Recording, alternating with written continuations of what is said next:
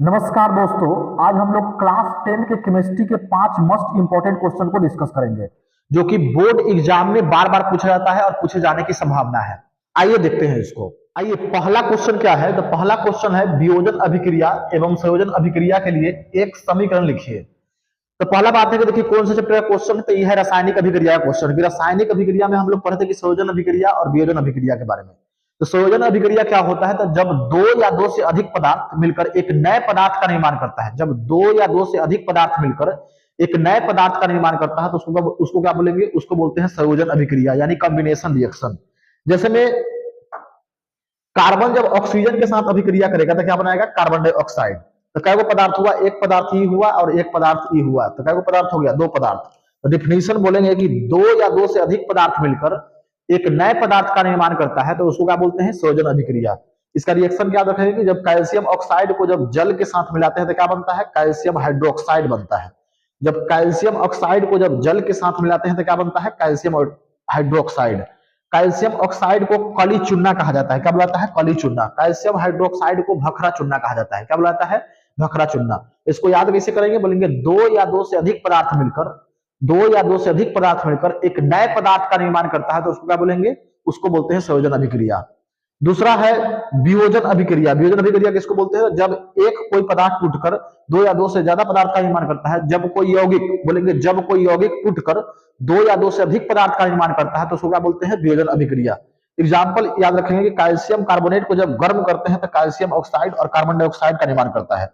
Question एक बार ये भी पूछ चुका है कि बताइए कैल्शियम कार्बोनेट को जब गर्म करेंगे तो कैल्शियम ऑक्साइड और कार्बन डाइऑक्साइड का निर्माण होगा। यह किस प्रकार का अभिक्रिया है? तो यह है वियोजन अभिक्रिया। कौन सा अभिक्रिया है? वियोजन अभिक्रिया है। अब इसके बाद नेक्स्ट क्वेश्चन देखते हैं। नेक्स्ट क्वेश्चन क्या कर रहा है? धोबिया सोडा एवं बेकिंग सोडा में अंतर स्पष्ट करें। धोबिया सोडा और बेकिंग सोडा में अंतर स्पष्ट करें। धोबिया सोडा क्या होता है? तो धोबिया सोडा किसको बोलते हैं? तो जो कपड़ा धोने वाला सोडा होता है उसी को क्या बोलते हैं? धोबिया सोडा यानी वॉशिंग सोडा। इसका रासायनिक सूत्र क्या है? तो इसका रासायनिक सूत्र है Na2CO3.10H2O। Na2CO3.10H2O। फिर बेकिंग सोडा यानी खाबर सोडा को ही क्या बुलाता है? बेकिंग सोडा यानी खाने वाला सोडा। इसका रासायनिक सूत्र क्या है? NaHCO3। क्या नाम क्या है इसका रासायनिक सूत्र? NaHCO3। NaHCO3 यानी सोडियम हाइड्रोजन कार्बोनेट। इसका रासायनिक नाम क्या है? Sodium carbonate. धोबिया सोडा का रासायनिक नाम क्या है? Sodium carbonate. फिर इसका रासायनिक नाम क्या है? तो इसका रासायनिक नाम है सोडियम हाइड्रोजन कार्बोनेट। अगर पूछा जाए कि बेकिंग सोडा के रासायनिक नाम क्या है? तो सोडियम हाइड्रोजन कार्बोनेट। यहां से ऑब्जेक्टिव में क्वेश्चन देखने के लिए मिलेगा ही मिलेगा। या तो रासायनिक नाम पूछ ले, या सूत्र पूछ ले, या इसका प्रयोग पूछ ले 2 नंबर में कि धोबिया सोडा का उपयोग बताइए। अन्य नाम क्या है इसका? तो अन्य नाम है वॉशिंग सोडा और सोडा एस। क्या नाम है? Soda S. तो इसी को बुलाता है सोडा क्रिस्टल। क्या बुलाता है? वॉशिंग सोडा या सोडा एस या सोडा क्रिस्टल भी कहा जाता है। किसको बुलाता है? धोबिया सोडा को। फिर इसके बाद बेकिंग सोडा को किसको बुलाता है? तो बेकिंग सोडा का नाम है मीठा सोडा। बेकिंग सोडा को मीठा सोडा भी बोलते हैं और खाने का सोडा भी कहा जाता है। धोबिया सोडा का प्रयोग हम लोग कहाँ कहाँ करते हैं? तो इसका प्रयोग हम लोग करते हैं कपड़ा धोने में, कांच बनाने में, साबुन और कागज बनाने में किया जाता है। कहाँ कहाँ किया जाता है? तो कपड़ा धोने में, फिर इसके बाद बोलेंगे कांच बनाने में और साबुन बनाने में किया जाता है। फिर बेकिंग सोडा का प्रयोग कहाँ का किया जाता है? तो इसका प्रयोग किया जाता है केक बनाने में, पाव रोटी बनाने में, फिर बिस्कुट बनाने में और पेट की अम्लीयता को दूर करने में किया जाता है। जैसे समोसा लिट्टी भी किससे बनाया जाता है? तो समोसा लिट्टी या कचौड़ी को फुलाने के लिए किसका प्रयोग किया जाता है? तो बेकिंग सोडा का प्रयोग किया जाता है। अगर पूछा जाए, फिर से पूछा जाए कि धोबिया सोडा और बेकिंग सोडा में क्या अंतर है, तो बोलेंगे धोबिया सोडा का सूत्र क्या होता है? धोबिया सोडा का सूत्र होता है Na2CO3.10H2O। Na2CO3.10H2O। फिर खाने वाला सोडा यानी बेकिंग सोडा का क्या होता है सूत्र? NaHCO3 यानी सोडियम हाइड्रोजन कार्बोनेट। फिर बोलेंगे इसका अन्य नाम क्या है? वॉशिंग सोडा, सोडा एस और सोडा क्रिस्टल। इसका क्या नाम है? अन्य नाम मीठा सोडा, खाने का सोडा। इसका प्रयोग कहाँ किया जाता है? तो कपड़ा धोने में, कांच बनाने में और साबुन और कागज के उद्योग में किया जाता है। जितना साबुन है, शैम्पू, सब किससे बनता है? साबुन हो गया, कपड़ा हो गया, कांच हो गया, ये सब कहाँ पे किससे बनता है? सब बनता है धोबिया सोडा से।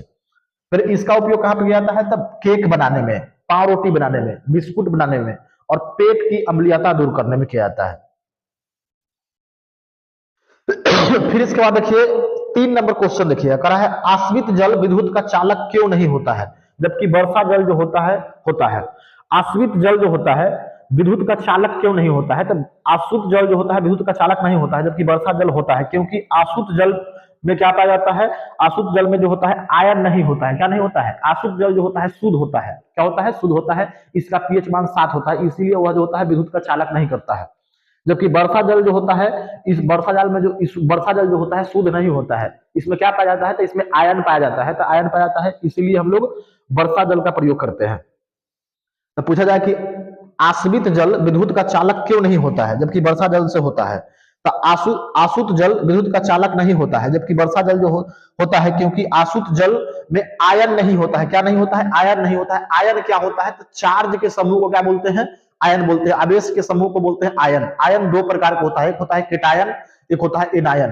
यानी जिस पर प्लस चार्ज होगा उसको बोलते हैं केटायन, यानी धनायन, हिंदी में धनायन, इंग्लिश में बोलते हैं केटायन। और ऋणायन बोलेंगे एनायन को। किसको बोलेंगे? एनायन को। जिस पर माइनस चार्ज हो उसको क्या बोलते हैं? उसको बोलते हैं एनायन।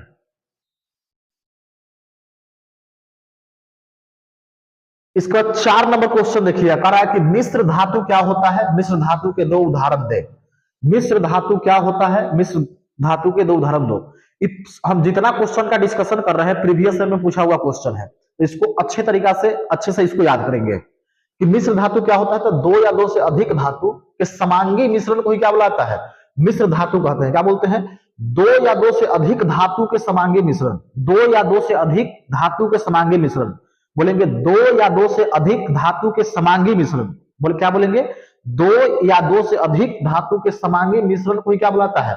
मिश्र धातु बुलाता है। जैसे में पीतल, पीतल कौन कौन चीज से मिलकर बना है? तो तांबा और जस्ता से मिलकर बना है, यानी तांबा और जिंक से मिलकर बना है। स्टील लोहा और कार्बन से मिलकर बना है। कांस्य तांबा और टीन से मिलकर बना है। किससे बना है? तांबा और टीन से मिलकर बना है।